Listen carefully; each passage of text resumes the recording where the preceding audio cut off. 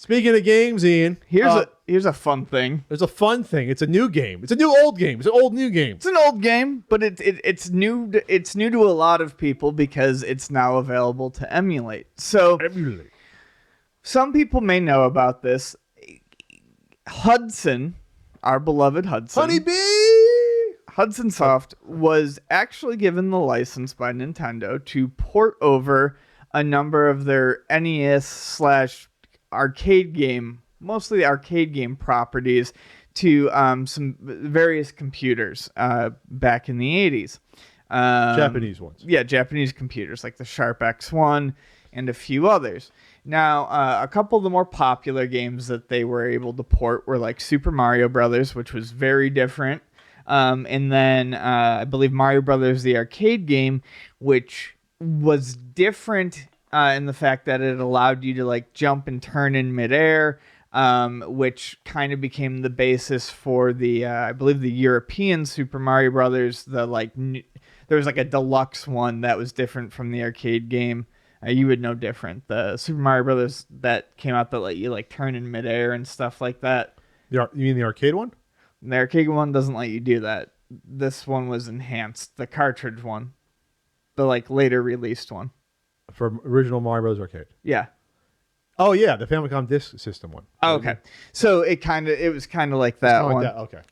But so we have another one of their strange ports that hadn't ever been dumped. It was kind of hard to find. It was rare, and it was purchased for $415 off of Yahoo Auction. That's where these are popping up. A lot of these are popping up. Like a lot of these Satella games, for example. I think I went over one when you were on the podcast. Like one of the Kirby ones.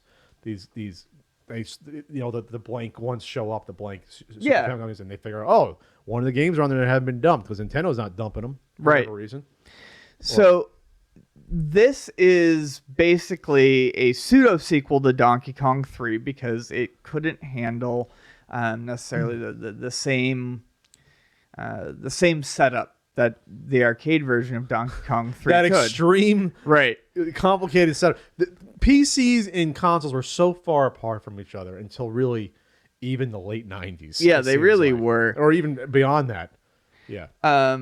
So Donkey Kong, this was Donkey called Kong 3, the Great Counterattack, or Donkey Kong 3 Dayakushu.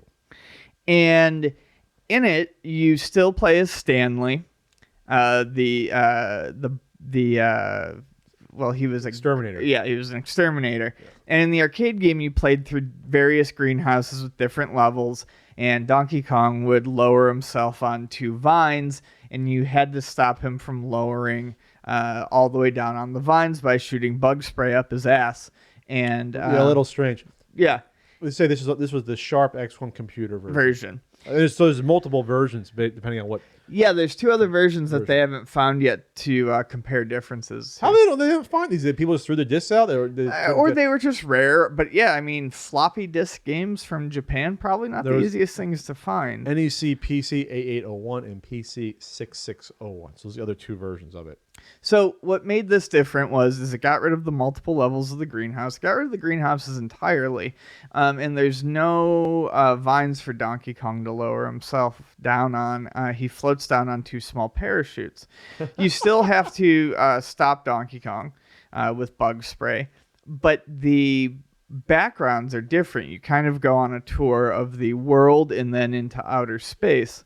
There's 20 levels, and apparently the game's really, really hard, and so far there's no documentation of all 20 levels, although as the article states, written by Chris Kohler, my pal Chris Kohler, now that it's been emulated, it's likely that we'll start seeing all those backgrounds very soon. So this is just neat because A, it's Hudson Soft, B, it's one of those instances where Nintendo licensed out their properties to someone else. Looks like you already can play it on the emulator. They already dumped it. You can no, you can. That's what I'm saying. So you can emulate it now. I think there's already a video you can watch. And it's very different. So this is very cool. I would love to see the other two versions pop up and compare them. And the Hudson ports overall were just they're just very neat curiosities. There's also an article about the painstaking ripping process of getting it off the old disc. Oh, I'm sure as it's well, insane. because it's not like you got to find that disc drive. And I don't know how you rip it off. I have no clue how you would do that for an old system like that. That you got to find the old computer or mock something up. So it's not as easy as finding a disk drive and copying the file. It sounds like No, it never is. this is something a little more complicated than that. So yeah, they had to mock something up. They had to get looks like a disk drive, and they're connected to another computer. And Jesus, I didn't want to try to get into that. I love the Different aesthetic on interfaces. these backgrounds, though.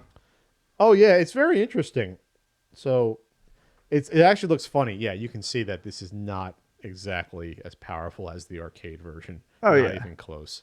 It's jittery, like 4 frames a second. 5 frames a second for like the bugs are not flying smoothly No. in the air. Donkey Kong, yes, is on parachutes. Somehow the little parachutes are holding him. I don't know how. And you can leave the Earth. I don't know. The backgrounds are bizarre. Like you're like on the. I love them. There's They're kind one- of like spooky. There's one with a little road on the side. I mean, they're the 3-dimensional. We're talking mid 80s graphics on a PC. It looks like most of the assets that they could transfer over. Donkey Kong looks like the Donkey Kong. Stanley kind of looks like Stanley. The bugs look like the bugs. And you're on the highway shooting Donkey Kong. And then you're where else are you here? Yeah, you're in a. There's some weird blubby looking green things in the background. What the hell? It's bizarre. But okay, so hopefully hopefully the other ones they can find the other versions of and see how much different they are. They're probably the same, in theory, it's just different graphics for the different. I would computers. assume. Like Apple II versus Commodore version. This is going to be the same game in essence, but Right. some little changes will be there. All right, check out Chris Kohler's article. Well, I'm not arguing with him about grading games on Twitter. He'll write a good article about Lost Donkey Kong. You and Chris, man. What's wrong with Chris? Don't make fun of him. I'm not. What? More making fun of you. Don't make fun of me. You're on my side when it comes to this debate, I thought.